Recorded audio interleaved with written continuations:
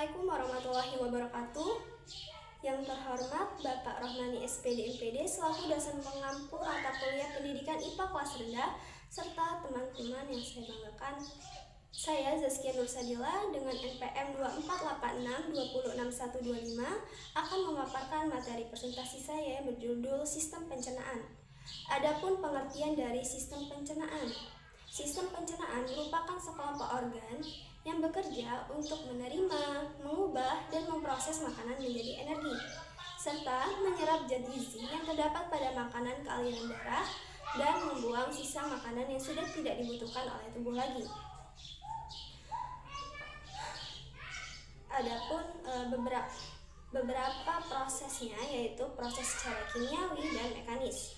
Secara kimiawi, makanan diubah menjadi lebih sederhana dengan bantuan enzim. Enzim merupakan senyawa kimia berupa protein yang berfungsi untuk proses metabolisme tubuh. Sedangkan secara mekanis, makanan diubah menjadi lebih bagian-bagian kecil dengan tanpa bantuan enzim. Contohnya menggunakan gigi. Adapun bagian-bagian utama dari sistem pencernaan, yang pertama itu ada mulut, yang kedua kerongkongan, yang ketiga lambung, yang keempat usus halus, yang kelima usus besar, dan yang keenam anus. Pada bagian pertama itu mulut. Mulut adalah pintu masuk utama dari sistem pencernaan. Mulut itu merupakan pintu masuk utama dari makanan dan minuman yang kita konsumsi. Dalam mulut, prosesnya dilakukan secara kimiawi dan mekanik. Adapun bagian-bagian penting dari mulut, yang pertama itu ada lidah. Lidah itu berfungsi untuk merasakan makanan dan memposisikan makanan agar mudah dikunyah. Dan di lidah juga terdapat kelenjar lendir atau mukosa. Yang kedua, di gigi. Gigi berfungsi untuk menghancurkan makanan agar menjadi lebih halus dan agar mudah ditelan menuju sistem pencernaan selanjutnya. Nah, pada gigi inilah prosesnya dilakukan secara mekanik. Yang ketiga, kelenjar ludah. Kelenjar ludah mengandung enzim ptyalin atau amilase yang mengubah amilium menjadi maltosa. Amilium itu merupakan karbohidrat yang diubah menjadi maltosa atau gula sederhana. Adapun fungsi dari kelenjar ludah itu yaitu agar memudahkan makanan masuk ke dalam sistem pencernaan selanjutnya dan melindungi rongga mulut. Yang kedua, kerongkongan. Kemudian makanan yang sudah diproses di mulut tadi menuju ke kerongkongan. Kerongkongan ini merupakan saluran sempit berbentuk pipa yang panjangnya 25 cm.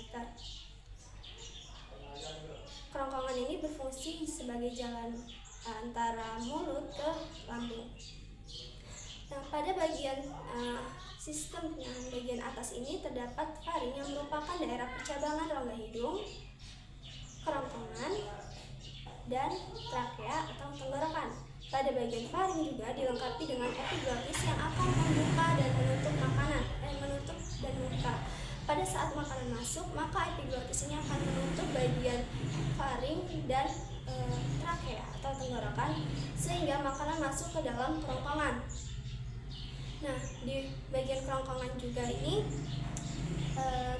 terdapat 1/3 otot lurik dan 2/3 otot polos.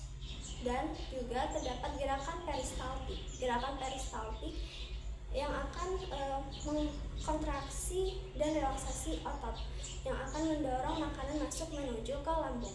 Adapun gerakan peristaltik ini yang dihasilkan yaitu membuat segumpal makanan atau menjadi bolus makanan. Baik, yang ketiga ada lambung. Lambung dalam bahasa ilmiahnya ventriculus merupakan sistem pencernaan yang bentuknya seperti kantong yang menggelembung yang berada di bawah perut. Adapun bagian-bagian dari lambung, yang pertama itu ada kardiak. Kardiak merupakan lambung bagian atas dekat jantung. Yang kedua ada fundus. Fundus merupakan bagian lambung yang bentuknya membulat di tengah-tengah. Dan yang ketiga pilorus. Pilorus merupakan bagian lambung di bawah dekat usus. Yang keempat ada rugae. Rugae adalah membran mukosa yang bentuknya lekuk-lekuk yang berfungsi sebagai pelindung dari pelindung dinding lambung dari abrasi asam klorida. Yang keenam ada sphincter esophageal. Nah, fungsinya yaitu katup ini berfungsi sebagai untuk makanan agar tetap masuk atau makanan agar tetap berada di lambung. Yang keenam ada sphincter pylorus, yaitu katup yang berada di bawah lambung yang tujuannya agar makanan tidak keluar sebelum proses pencernaan selesai.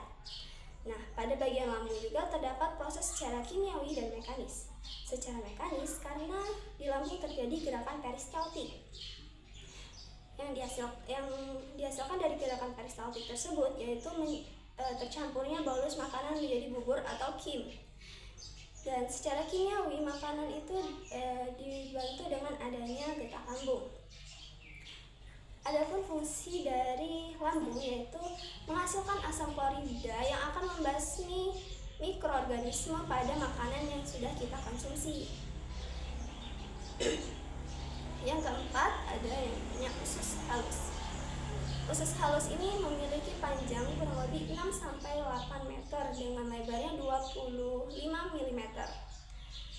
Nah, pada saat makanan masuk ke dalam usus halus, maka makanan itu dicerna dengan bantuan enzim-enzim. Adapun bagian-bagian dari usus halus, yang pertama ada usus 12 jari atau duodenum, yang kedua ada usus kosong atau jejunum, yang ketiga ada usus penyerapan atau ileum. Yang pertama itu ada usus 12 jari atau duodenum. Pada saat makanan masuk ke dalam usus 12 jari, maka makanan akan dibantu dengan bantuan enzim-enzim yang terdapat pada usus 12 jari. Nah, terdapat dua saluran, yaitu saluran empedu dan pankreas. Nah, pada saluran pankreas itu terdapat enzim yang salah satunya adalah enzim amilase, yaitu mengubah zat karbohidrat menjadi glukosa atau gula sederhana. Nah, adapun dari enzim tersebut itu yaitu menjadi energi yang akan diserap inti. Yang kedua ada yang namanya usus kosong atau jejunum. Pada saat makanan masuk ke usus kosong, maka makanan akan dibantu dengan bantuan getah ataupun kelenjar yang ada di dinding usus halus. Adapun salah satu enzimnya yaitu fungsi enzimnya yaitu enzim maltase, yaitu mengubah maltosa. Maltosa itu merupakan gula ganda yang dihasilkan dari pati dan diubah menjadi glukosa. Nah, yang merupakan gula sederhana, maka diubah menjadi lebih sederhana. Yang ketiga, usus penyerapan. Pada saat makanan masuk ke usus penyerapan, makanan itu sudah lagi tidak dicerna, melainkan zat pada makanan itu diserap langsung oleh tubuh ke aliran darah yang nantinya sebagai energi kita dan sebagai proses pertumbuhan dan perkembangan tubuh kita. Yang kelima, usus besar. Usus besar ini memiliki panjang 1 meter yang terdiri dari kolon descendent. Kolon descendent ini merupakan usus yang letaknya itu naik, dan kolon transversum ini merupakan usus yang mendatar, dan kolon ascendent merupakan usus yang turun. Adapun usus buntu dan appendix ubai cacing. Nah, dalam ubai cacing ini ada pun sel darah putih yang membantu sebagai imunitas bagi tubuh kita. Nah, dan terdapat rektum dan anus. Pada saat makanan itu masuk ke dalam usus besar, maka makanan itu tidak lagi makanan tersebut menjadi feses yang dibantu oleh bakterinya bernama bakteri Escherichia coli atau E. coli, menjadi kotoran yang akan dibuang melalui anus atau lubang pembuangan akhir.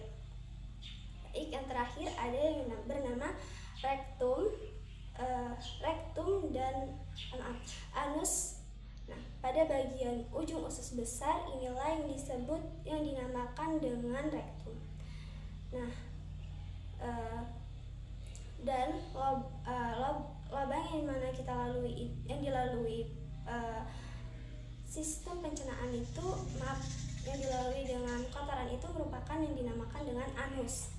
Nah, pada bagian saat makanan masuk ke dalam rektum, maka sistem pencernaan yang maka tempat penyimpanan yang di atasnya itu berarti sudah penuh. Maka dari itu kita sering merasakan sakit perut disertai keinginan buang air besar. Nah, pada saat itulah makanan tersebut dikeluarkan melalui anus, yang dimana lubang pembuangan akhir dari kotoran yang akan dibuang tersebut. Baik, itulah presentasi